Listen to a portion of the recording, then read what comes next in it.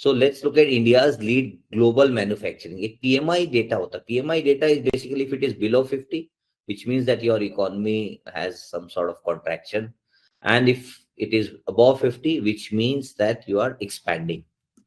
Now, अगर आप देखते हैं तो even Brazil, France, Japan, they are below 50. Italy, even China, for example, in terms of percentage, it is below 50, whereas only US and India has 557. The number of India PMI, manufacturing PMI is 57.6. So it is highest amongst most of the economies, outperforms US and China both.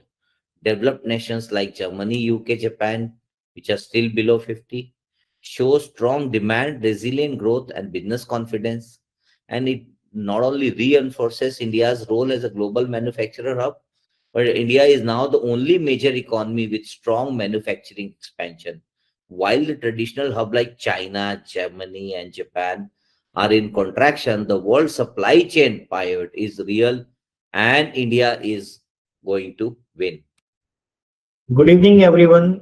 मेरा नाम समीर कुमार है और आज के webinar का मैं host हूं। जो लोग मुझे ऑनलाइन देख रहे हैं और जो लोग हमें यूट्यूब पे फॉलो करते हैं उन सभी का स्वागत करता हूं मैं इस मार्केट आउटलुक वेबिनार में।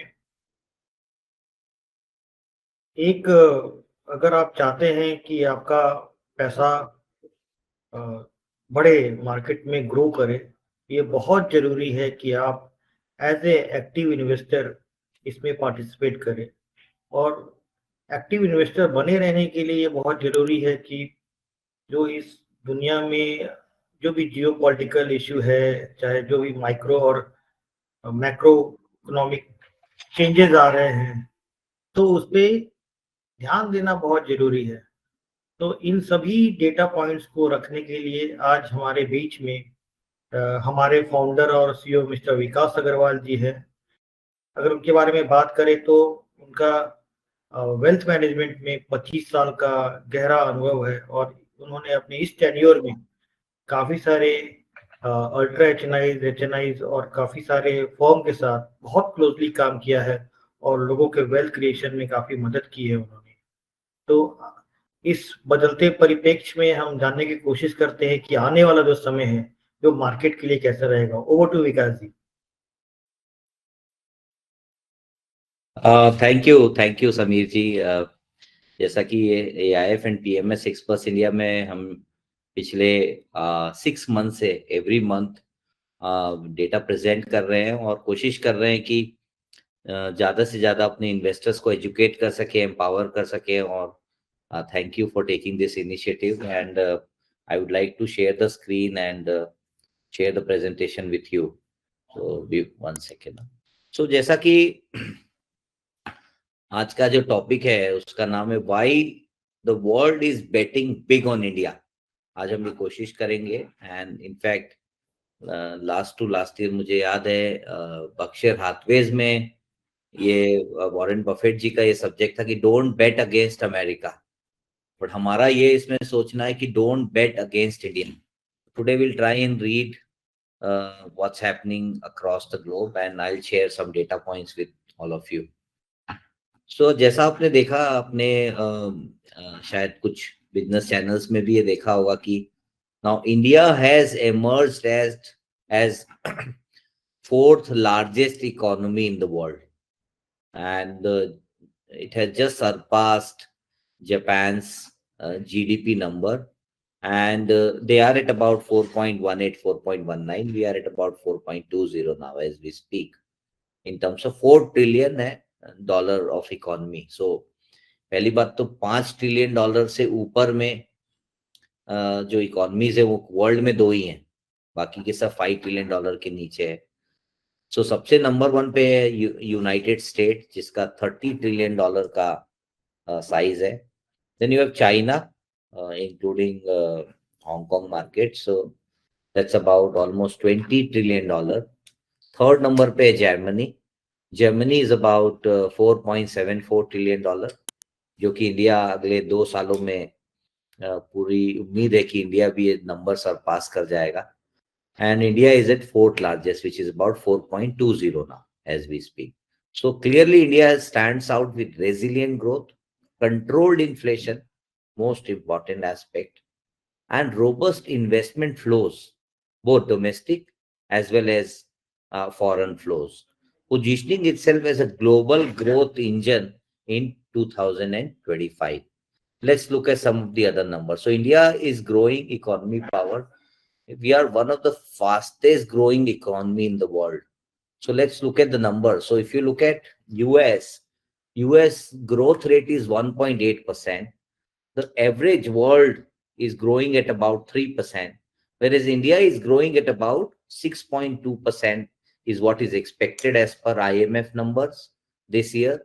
According to RBI data, we are likely to grow at about 6.3%. Number is getting revised to 6.5%. You won't be surprised. But let's consider IMF data, because IMF का data काफी माना जाता है कि काफी अच्छे level पे वो स्टडी करते हैं. सो इंडिया का जो इकोनॉमी साइज है which is 4.19 trillion dollar and growing at about 6.2 to 6.3% growth rate. अभी यही अगर आप देखते हैं कि चाइना में the number is although 20 trillion dollar, but the growth rate has come down from 6.5-7% to 4% now. And literally Germany is growing at negligible, as in they're growing at zero level. 2025 they don't see any growth, so there is no expansion, it's contraction out there. So ये दोनों train ऐसे चल रही है. So you will see that India is going to surpass Germany and going to be the third largest economy by 2026.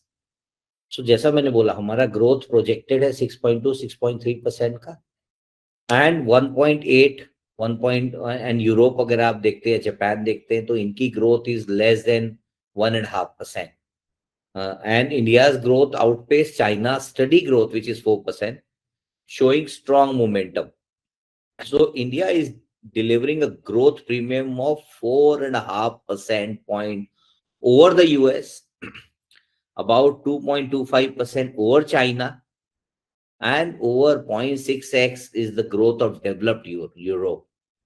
This margin is what fuels relative equity returns, capital flows, and business momentum, a rare structure edge in a slowing global economy.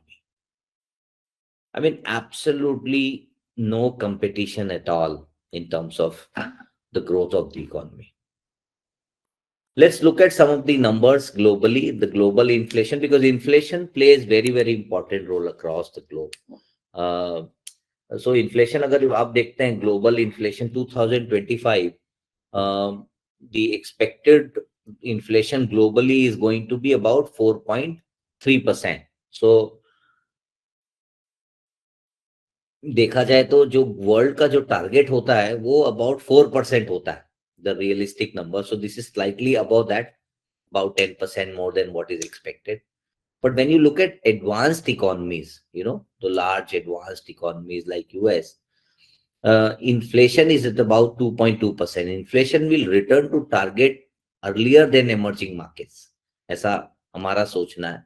And upward revision for 2025, UK plus 0.7%, 0.07 as in, and US is about 1 PPT driven by sticky service sector core growth. Emerging market का जो inflation है across, when I say emerging is your India, in fact, Brazil, Russia. Now these are part of the emerging markets, China. So inflation rate यहाँ पे 4.6% का है, slower return to target compared to advanced economy. Now let's look at why this subject which is given is don't bet against India. Why do I use this statement? So let's look at India's lead global manufacturing. एक PMI data होता है. PMI data is basically if it is below 50, which means that your economy has some sort of contraction, and if it is above 50, which means that you are expanding.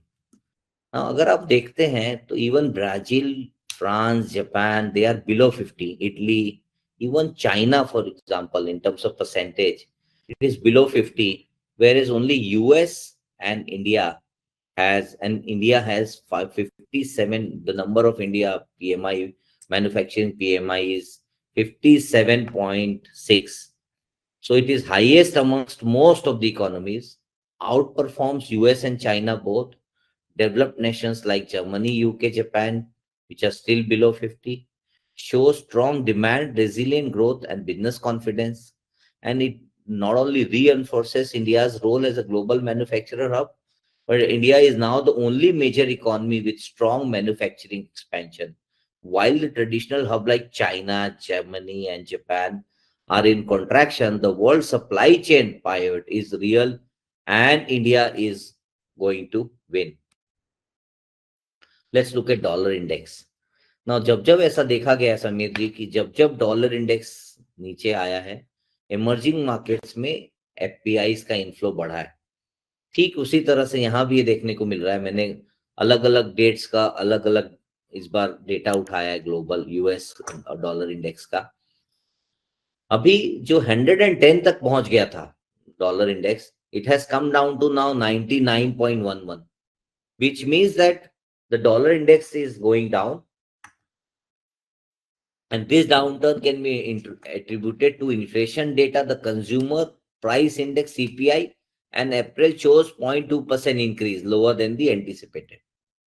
So इसका क्या मतलब हुआ? इसका मतलब ये हुआ कि जब डॉलर इंडेक्स नीचे जाएगा, आप देखेंगे कि इमर्जिंग मार्केट्स में इनफ्लो बढ़ेंगे। Let's look at developed our in domestic story. So India, as I said, the real GDP has estimated to grow at 6.5% in 24-25.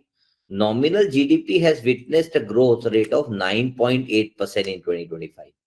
So इसमें अगर आप देखते हैं तो 2024 एंड 2024 का सेकेंड क्वार्टर से नंबर गिरना चालू हुआ था, आप यहाँ पे अगर देखते हैं तो, और Q3 में जीडीपी का नंबर और डाउन हुआ था। तो यहाँ से अब मार्केट सितंबर ऑनवर्ड से आपने देखा, जुलाई के बाद से मार्केट गिरना चालू हुआ, सितंबर अक्टूबर से लेके जनवरी फरवरी मार्च में थोड़े से नंबर खराब रहे, जिसके वजह से जो जीडीपी के जब नंबर आए, लेकिन जब फाइनल लास्ट क्वार्टर के जो नंबर आए वो उसने सबको सरप्राइज कर दिया।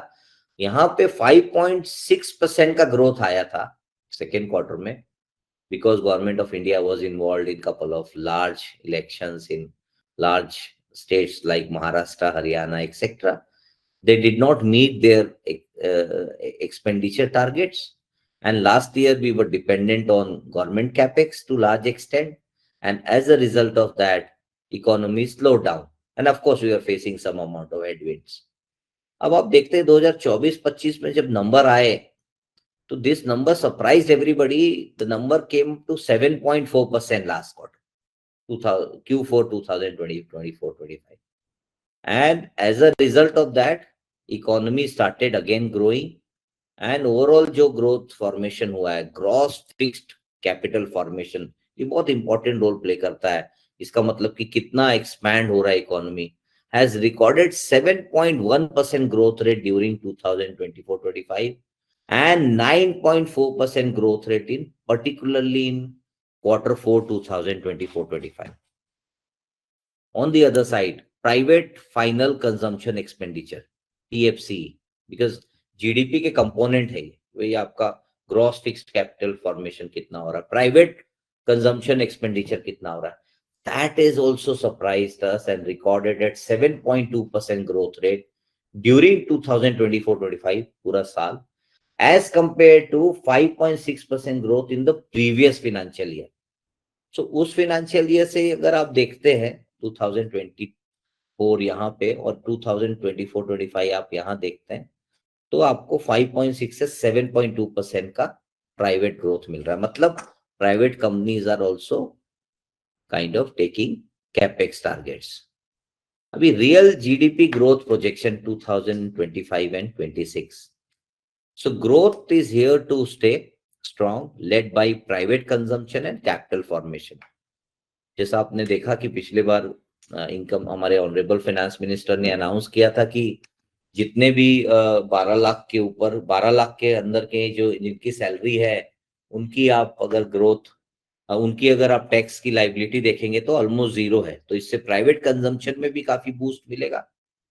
Rural activities remains resilient, two wheeler sales देख लीजिए, ट्रैक्टर सेल्स देख लीजिए, it is again coming at all time high.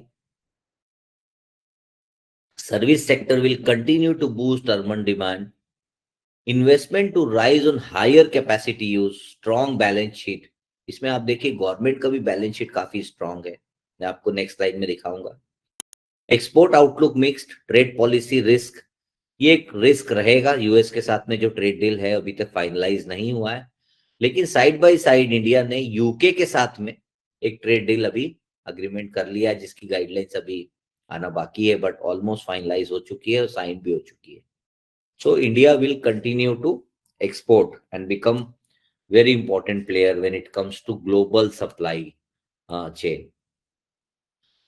Agriculture to benefit from above normal monsoon this year, ऐसा मानसून का एक्सपेक्टेशन हम देखेंगे आगे वाली स्लाइड में कि ये अबव नॉर्मल रहने वाला है।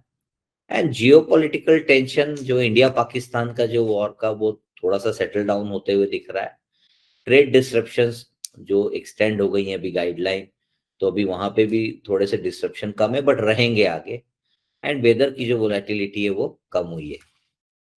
अभी देखते हैं कि इन्फ्लेशन का नंबर, ये मैंने जैसे बोला कि किसी भी इकोनॉमी के लिए इन्फ्लेशन का नंबर बहुत इंपॉर्टेंट रहता है। तो आप देखेंगे कि Q1, Q2, Q3, Q4 ये इन्फ्लेशन के नंबर्स है, ये डिवाइड कर दिए गए। तो ये साल इन्फ्लेशन जो है हमारा ओवरऑल सीपीआई इन्फ्लेशन, ये अराउंड 3.7% का होना चाहिए। देखिए आरबीआई जैसा मैंने बोला 4% का इन्फ्लेशन टारगेट करती है और ये 3.7 पे, मतलब ये बहुत अच्छी बात है कि हमारा इन्फ्लेशन कंट्रोल है। And it is likely that it may further go down to 3.2% level as we move ahead, because food inflation has come down to large extent. Food inflation recorded the 6th consecutive month decline. ऐसा generally नहीं होता है food inflation में, उसमें काफी volatility मिलती है, एक महीना नीचे जाता है, अगले महीने ऊपर आता है, पर इसमें लगातार 6वें महीने तक डिक्लाइनिंग देखने को मिला।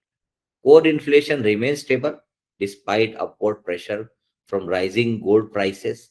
अब देखें आप, गोल्ड आज 1 लाख लेवल टच कर गया है।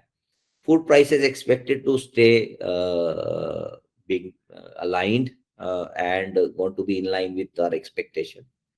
इस बार खरीफ का जो उत्पादन हुआ है, खरीफ की जो हमारा फार्मर्स लोगों ने किया है, वो सबसे अच्छा आया है। मतलब काफी उसमें डाउट्स थे, काफी डिस्कशन हुआ था कि इस बार किसा रहेगा, और आगे का भी मॉनसून अच्छा है करके उसका जो ओवरलुक है वो पॉजिटिव है। इन्फ्लेशन मॉडरेट रहने वाला है और रिस्क जो है स्टॉक्स और टेरिफ रिलेटेड, उसमें आपको थोड़ा बहुत वोलेटिलिटी देखने को मिलेगी। देखिए इन्फ्लेशन की बात कर रहे हैं तो ये बहुत इंपॉर्टेंट है कि थोड़ा सा मैं यहाँ पे एक फ्रेमवर्क हमने बनाया है जिसमें 4 क्वाड्रेंट हमने डाले हैं, जिसमें एक लो इन्फ्लेशन इकोनॉमी रहती है, हाई इन्फ्लेशन इकोनॉमी रहती है, लो इन्फ्लेशन लो ग्रोथ, और लो इन्फ्लेशन हाई ग्रोथ। और दूसरा होता है कि भाई हाई इन्फ्लेशन है, high inflation with high growth, और high inflation with weak growth.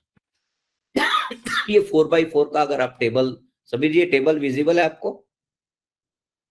Yes yes या सो इसमें जनरली ये देखा गया है, हमारी जो स्टडी है, कि इकोनॉमी में अगर स्ट्रॉन्ग ग्रोथ है और स्टेबल प्राइसेस है अगर, तो स्टॉक मार्केट जो है जनरली पॉजिटिव रहता है। It's good news for the stock market. पर ऑन दी अदर साइड आप बाकी के 3 कंपोनेंट अगर देखते हैं, तो इकोनॉमी में अगर ग्रोथ है लेकिन इन्फ्लेशन बहुत ज्यादा है, तो मार्केट्स काफी वोलेटाइल रहते हैं and one has to be very conscious. Quadrant 3 में क्या होता है कि स्लो ग्रोथ है, स्टेबल प्राइस है, तो आपका स्टॉक मार्केट मंदी में चलता है। जैसे जापान का आपने देखा, ऑलमोस्ट 20 साल तक वो मंदी में रहे, क्योंकि उनकी ग्रोथ लिमिट हो गई थी, इकोनॉमी एक्सपेंशन से कॉन्ट्रैक्शन में चली गई थी, और प्राइसेस स्टेबल थे वहां पे। दूसरा है क्वाड्रेंट 4, इसमें देखेंगे कि इकोनॉमी स्टैगफ्लेशन और वीक ग्रोथ भी नहीं है, और मतलब एकदम ये डिफ्लेशन में चली गई, rather let's put it this way. तो वहां पे जनरली नेगेटिव सेंटिमेंट्स होते हैं। मतलब जापान ने फिर क्वाड्रेंट 3 से क्वाड्रेंट 4 पे चला गया था, हालांकि अभी वापस वो देखने को मिल रहा है कि वो वापस वो लोग इकोनॉमी ग्रोथ करके क्वाड्रेंट 1 में आने की कोशिश कर रहे हैं। सो इंडिया जो है इसके लिए बहुत स्ट्रॉन्ग केस है कि हमारा इन्फ्लेशन नंबर कंट्रोल्ड है और ग्रोथ भी हाई है। कैसे, मैंने अभी आपको दिखाया कि inflation number is 3.7 and growth is 6.3। तो जनरली ऐसे सिनारियो क्वाड्रेंट 1 में आते हैं जिसमें आपको स्टॉक मार्केट पॉजिटिव देखने के चांसेस ज्यादा होते हैं। अब देखिए ये आरबीआई का नंबर है। इस बार काफी सालों के बाद ऐसा हुआ है कि आरबीआई ने गवर्नमेंट ऑफ इंडिया को 2,68,000 का गिफ्ट दिया है। मैंने इसे 2,68,000 का गिफ्ट मतलब ये इनकम है। जनरली ऐसा देखा जाता है कि किसी कंट्री की सेंट्रल बैंक, हमारे यहाँ पे आरबीआई है, आप उसे किसी भी कंट्री के सेंट्रल बैंक के नाम से जान सकते हैं, अगर वो अच्छा कर रही है, वो प्रॉफिट कर रही है, तो इसका मतलब इससे बढ़िया सिनारियो नहीं हो सकता है। अब इस पैसे को, क्वेश्चन ये है कि 2,68,000 को गवर्नमेंट दो तरीके से यूज कर सकती है। या तो वो इसे अपने फिस्कल डेफिसिट के सामने, फिस्कल डेफिसिट को कंट्रोल करने के लिए सेव कर सकती है, या फिर इसे डेवलपमेंट में डाल सकती है, या इस पैसे को सही तरह से यूटिलाइज करेगी तो गवर्नमेंट को ओपन मार्केट ऑपरेशन नहीं करना पड़ेगा। ओपन मार्केट ऑपरेशन नहीं करना पड़ेगा तो बोरो नहीं करना पड़ेगा। बड़े प्रोजेक्ट्स के लिए बोरो नहीं करना पड़ेगा तो आप बहुत ज्यादा मार्केट में बॉन्ड्स को, आप यील्ड को सर्ज होते हुए नहीं देखेंगे, जिसकी वजह से स्टेबिलिटी आएगी और गवर्नमेंट का ओवरऑल डेफिसिट लेवल कम होगा, जिससे कि इकोनॉमी की रेटिंग बढ़ेगी। तो ये सारे इंडिकेशन है कि all the cylinders are firing together. This is the data which reflects RBI rate cut to support growth. आपने देखा अभी कि आरबीआई ने सीआरआर कम कर दिया, 50 पैसे का भी इंटरेस्ट रेट कम किया। जब जब ऐसा देखने को मिला है कि इंटरेस्ट रेट साइकिल डाउनटर्न में है, तब तब ऐसा होता है कि इकोनॉमी जो है वो, शेयर मार्केट जो है ग्रो करता है। अब हुआ क्या कि आरबीआई के पास में दो ऑप्शन था कि यही 25-25 पैसा दो बार में करे और अपना स्टैंड चेंज ना करे, या फिर स्टैंड चेंज कर दे, अकोमोडेटिव से न्यूट्रल में आ जाए और एक साथ 50 पैसा कम कर दे। तो लोगों ने एक साथ 50 पैसा कम कर दिया। सीआरआर जो 4% था उसको 3% कर दिया। सीआरआर का मतलब क्या होता है कि यदि आपके पास 100 रुपए, आप एज अ बैंक अगर आप काम कर रहे हो और आपके पास में 100 रुपए की डिपॉजिट है, तो उसमें आपको 4 रुपए आरबीआई के पास में रखना पड़ता है। अब वो घट के 3 रुपए हो गया है। तो इससे जो लिक्विडिटी आने वाली है सिस्टम के अंदर, वो that is going to be about 2,50,000 crores. This is the additional liquidity which has been pumped into our system. अब ये 2,50,000 जाएंगे कहाँ? ये 2,50,000 रुपए फर्दर इंडिया की जो क्रेडिट लाइन है, क्रेडिट ग्रोथ जो एनबीएफसी के थ्रू होती है या बैंकों के थ्रू होती है, छोटे छोटे पर्सनल लोन, हाउसिंग लोन, बहुत सारे लोन होते हैं, उसमें ये लिक्विडिटी वापस जाएगी, जिससे कि कंजम्पशन बढ़ेगा, अगेन जीडीपी को फायदा होगा। Repo rate has come down from 6 to 5.5%. Your inflation number has come down from 4% to 3.7%. and GDP continues to grow at about 6.5%. So this is the best scenario जिसमें आप देखेंगे कि in terms of these fundamentals, it clearly indicates that I think it's a very good time to enter into stock markets and invest your money. Let's look at GST collection.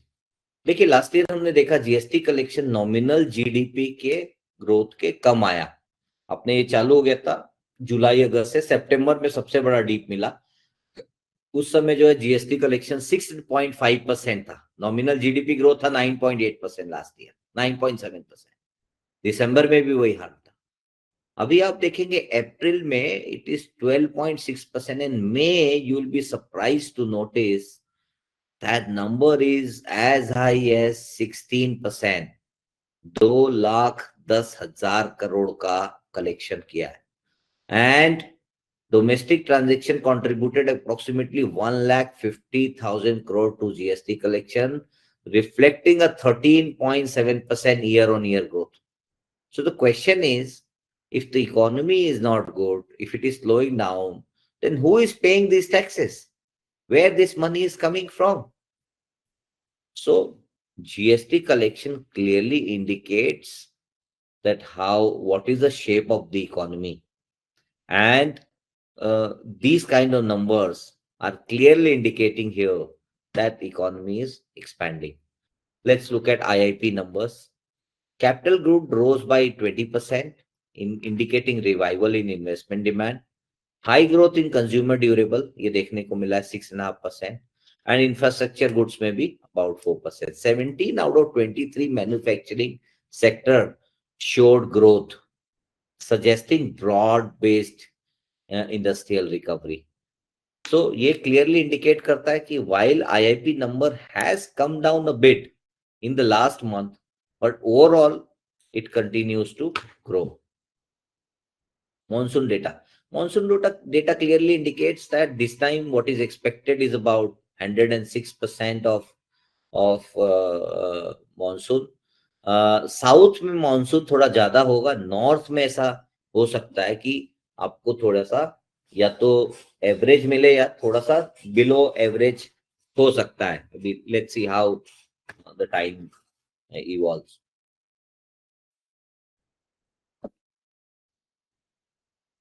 Let's look at the fund flows. DIIs and FPIs. आपने देखा कि last year जनवरी फरवरी में उन्होंने 87,000 के stocks बेचे थे. उसके बाद में दोबारा उन्होंने फरवरी में 858, जनवरी फरवरी मार्च में 58,000 का उन्होंने स्टॉक बेचा. और DIIs have been continuously buying. आपने देखा डोमेस्टिक इनफ्लो, क्योंकि आपको पता है कि SIPs के नंबर्स काफी अच्छे आ रहे हैं इंडिया में. तो 86,000 का DIIs ने खरीदा था तभी जनवरी में, फिर फरवरी में 64,000, फिर 37,000, फिर 28,000 एंड अगेन 67,000 करोड़. पर इस बार FPIs ने भी अप्रैल और मई से इंडिया में रिटर्निंग चालू कर दिया है और बाइंग चालू कर दिया है. फर्स्ट मंथ में उन्होंने 2,700 करोड़ लिया, फिर 11,000 करोड़ लिया. तो अभी दोनों पार्टी जो है वो बाई कर रही है, जिसकी वजह से मार्केट में थोड़ा अपने को उछाल देखने को मिली है. I mean, your Nifty is at about 25,000 level these days, and which indicates that it has recovered from 22,200 levels to about 25,000 levels, which is a good move. अब FPI जब पैसा डाले तो ये कहाँ डालने की कोशिश कर रहे हैं. तो इंडिया में इन्होंने फिनेंशियल्स का वेट है इंडिया में 35%. अगर आप इंडेक्स में देखते हैं, when I say financials, which means banks, NBFCs, your insurance businesses, etc., asset management companies. तो इसमें काफी ओवरवेट है FPIs. जो भी पैसा है वो उसी में डाल रही हैं लगातार. और कंज्यूमर डिस्क्रिशनरी में भी उन्होंने अच्छा खासा पैसा डाला है. डोमेस्टिक में IT कंपनी में कम डाला है, बट FPIs ने अच्छा इन्वेस्टमेंट किया है. DMF increase financial allocation. ये डोमेस्टिक म्यूचुअल फंड कंपनीज हैं जिन्होंने भी फाइनेंशियल्स में भी अच्छा खासी बाइंग की है. उन्होंने भी कंज्यूमर डिस्क्रिशनरी में अच्छी खासी बाइंग की है. उन्होंने IT से ज्यादा इंडस्ट्रियल में पैसा डाला है वीजा दी FPIs. जो शायद इंडस्ट्रियल वो FPIs नहीं समझ पाए, वो डोमेस्टिक प्लेयर्स ने समझा और उसमें फंड्स एलोकेट किया. ये बहुत एक अच्छा डेटा है retail investor participation quarterly SIP का, कि देखिए SIP के फ्लोज कंटिन्यूअसली बढ़ रहे हैं इंडिया में. मतलब एवरेज मंथली इनफ्लो जो है 25,000 करोड़ का है. एंड ये डेटा दिखाता है कि इन्वेस्टर्स ने कितनी मेच्योरिटी से बिहेव किया. 2016 से डेटा लिया है. उसके पहले NSE जो है डेटा इतने स्ट्रक्चर्ड वे में नहीं प्रोवाइड करती थी.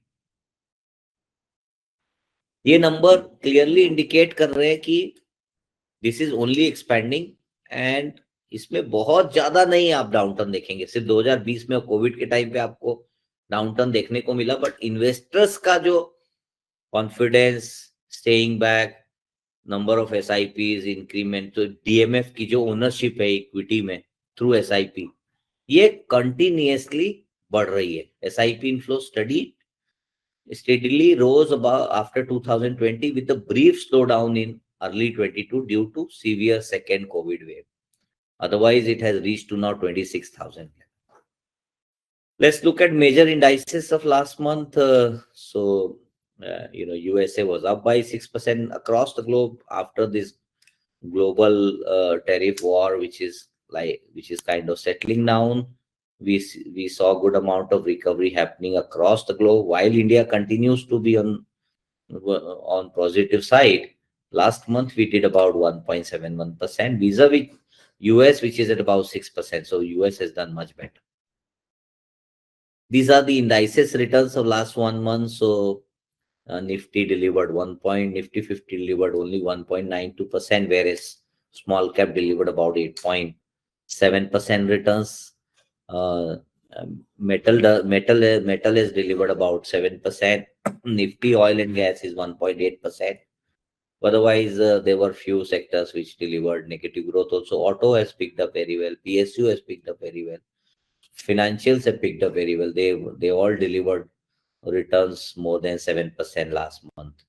Major broad market indices, which is your volatility versus the PE. So Nifty 50, the PE is about 22 and volatility is the lowest, which is about only 15. Whereas small cap delivered 32. Small cap has a PE of 32 and it has a volatility of 23. So small cap is little volatile. This market cap to GDP, of course, it has come down from 135% to 122% now. However, as we discussed last time, that because of the low base, the average does not indicate the right numbers. But now India has post-COVID moved to a different zone altogether, where we continue to demand the premium, and market cap to GDP will continue to be on the higher side. Some of the major indices in their last 10 years of valuations, large cap is at about 21 ka P 1 year forward, vis-a-vis the historical P of about 18.5. Mid cap is about 30, historical number is 25, and small cap is about 25, vis-a-vis the historical number of 17.5. With that, I would like to conclude my presentation here, and I am happy if you have any question for me, Samir ji. अगर हम India और China के market को compare करें तो आज के परिप्रेक्ष्य में कहाँ इन्वेस्टमेंट करना अच्छा रहेगा, इंडिया में या चाइना में? देखिए, अभी इमीडिएट अगर शॉर्ट टर्म देखते हैं तो चाइनीज मार्केट्स में काफी उछाल देखने को मिला है और चाइनीज मार्केट्स ने काफी अच्छा बाउंस बैक किया है. No denying on the fact that it's a very competitive market economy and markets as a whole. But अगले 10 से 15 साल में ये देखने को मिलेगा समीर जी कि 10 से 15 करोड़ लोग वहां रिटायर होंगे एंड 10 से 15 करोड़ लोग इंडिया से वर्कफोर्स ज्वाइन करेंगे, विल प्रोड्यूस द जीडीपी. सो आपने नंबर ऑलरेडी डिक्लाइन होते देखा है. 2020-21 तक जो जीडीपी नंबर्स थे वो चाइना के कहीं ना कहीं 1 और 2% हायर होते थे इंडिया से. अब आपने देखा है कि 2021-22 से जैसे जैसे उनकी इकोनॉमी एज हो रही है, उनके नंबर्स नीचे आ रहे हैं. उनका जीडीपी ग्रोथ आप देख लीजिए 4% पे आ गया है, जो कि it had the highest track record, the longest track record of generating more than 6.5-7% kind of growth rate. So from a long-term perspective, clearly it's a case for India. But from a short-term perspective, if anybody is looking at China, it may bounce back and you can technically allocate some amount of money to China. Okay. ये small cap के बारे में आपका क्या view है विकास जी? क्योंकि कुछ investor अभी भी स्मॉल कैप पोर्टफोलियोज में पैसा डालने से परहेज कर रहे हैं. डर तो नहीं बोलूंगा मैं, और घबरा मतलब वो का कॉन्फिडेंस नहीं आ रहा है कि हमें इस वक्त स्मॉल कैप पोर्टफोलियो में पैसा डालना चाहिए या नहीं डालना चाहिए. उसके बारे में आपका क्या एक सजेशन है? देखिए, स्मॉल कैप, देखिए अगर आप मार्केट का वर्ल्ड का अगर जीडीपी देखते हैं तो यूएस का $30 ट्रिलियन का है और चाइना का $20 ट्रिलियन, $50 ट्रिलियन का. उसके सामने हमारा जो टोटल मार्केट कैप है $4 ट्रिलियन का है. तो जितना हमारा टोटल मार्केट कैप है हमारे देश का, उतना यूएस के एक कंपनी का मार्केट कैप है. I don't know name the company but I am saying. तो वहां की उनकी नजरों से तो पूरी कंट्री हमारी स्मॉल कैप है, आप समझिए. सो इंडिया का स्मॉल कैप हमें आज महंगा लग रहा है, बट अगर आप ग्लोबल लेंस से इसे अगर देखते हैं तो हमारा लार्ज कैप ही स्मॉल कैप है। तो जैसे जैसे कंट्री ग्रो करेगी आप देखेंगे, हाँ, बट कोई अगर 1 साल 2 साल के व्यू से स्मॉल कैप में इन्वेस्ट कर रहे हैं तो मैं उन्हें कॉन्शियस कराऊंगा कि ना करें, क्योंकि ऐसा नहीं कि प्राइस बहुत चीप है स्मॉल कैप का। आपने देख लिया हिस्टोरिकल पी जो है 17 का है, और अभी का जो 1 ईयर फॉरवर्ड पी है मैंने अभी आपको दिखाया है वो काफी ज्यादा है। तो ऐसा 1-2 साल में ये बोलना मुश्किल है। बट जैसे जैसे कंपनियां मेच्योर हो रही हैं, जैसे जैसे नई कंपनी लिस्ट हो रही है, तभी जैसे जैसे इंडिया की ग्रोथ स्टोरी स्टार्ट हो रही है, तो अगर ग्रो करना है अगर इंडिया में तो स्मॉल कैप कंपनीज आगे चल के मिड कैप बनेंगी और mid cap companies large cap बनेंगी, और उसमें से कुछ बिजनेसेस आउट भी होंगे। तो ये लगातार प्रोसेस चलता रहेगा और ये डिबेट हमेशा चलता रहेगा। तो मेरे हिसाब से अगर इन्वेस्ट करना है तो लार्ज मिड एंड स्मॉल तीनों में आप अपने फिनेंशियल एडवाइजर से, हमारी टीम में अगर आप बात कर रहे हैं तो एक्सपर्ट से बैठ के पूरा ओवरऑल रिस्क एपेटाइट के साथ में आप बनाएं। और अगर स्मॉल कैप में पर्टिकुलरली स्मॉल कैप पीएमएस अगर आप इन्वेस्ट कर रहे हैं तो मेरा क्वेश्चन है अभी नहीं तो कब कब, ये मेरा क्वेश्चन है। ओके, तो थैंक यू विकास जी, आपने आज के मार्केट आउटलुक में काफ़ी कुछ कवर किया है और मुझे उम्मीद है कि हमारे जो इन्वेस्टर हैं उनको इस डेटा से लाभ होगा और वो इस डेटा की मदद से अपने जो डिसीजन है उसको कंफर्म कर पाएंगे। Okay okay, thank you very much everyone. Thank you. So once again, thank you so much to all our investors for giving us your patient hearing. मेरा और समीर जी का ये हमेशा ये कोशिश रहती है हमेशा कि हम जितना ज्यादा डेटा पॉइंट्स आपके साथ शेयर करें। अभी उसमें आपको इंटरप्रेट अगर कुछ और करना है तो आप कर सकते हैं, but our duty is to showcase these data points to you. And आप उसमें कोशिश करें, ये देखें कि अगर ये आपको हेल्पफुल हो रहा है कि नहीं, ये डेटा आपको मदद हो रहा है कि नहीं डिसीजन लेने के लिए, इन्वेस्टमेंट के लिए। इसके अलावा because we have now team of experts who work on these research-based work. This is research-based department. So please feel free if you need any other data points, we would be happy to share and furnish those data points with you. Thank you so much. Thank you, Samir. Thank you very much.